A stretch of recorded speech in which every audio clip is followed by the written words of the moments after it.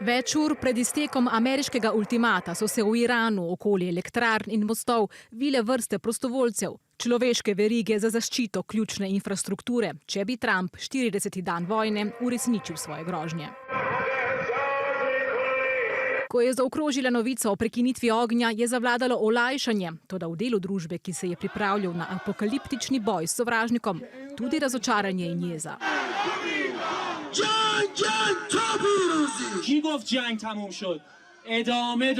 Gorele so ameriške in izraelske zastave. To so podobe, ki jih prikazujejo iranski režimski mediji. Kako dogajanje doživljajo tisti Iranci, ki so upali, da bo vojna prinesla spremembo režima, je zaradi komunikacijske blokade težje ugotavljati. Zdaj so soočeni z obsežnim uničenjem. Režim pa je po mnenju mnogih kljub številnim izgubam še trši kot prej. Ameriška odločenost deluje. Čas je tudi za odločnost, da Rusijo prisilijo k koncu vojne v Ukrajini, medtem opozarjajo v Kijevu. Kdo pa bo prisilil Izrael naj konča vojno v Libanonu? Tako Iran kot Pakistan sta potrdila, da je Libanon del dogovora o premirju, kar pa Izrael zanika in z vso silo nadaljuje napade.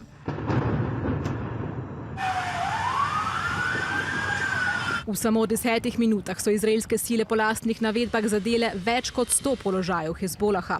Libanonske oblasti poročajo o več 10 mrtvih, številni ljudje so ujeti pod ruševinami, več 100 je ranjenih. Vojna, ki so jo sprožili ZDA in Izrael, je v širši regiji zahtevala najmanj 5000 smrtnih žrtev.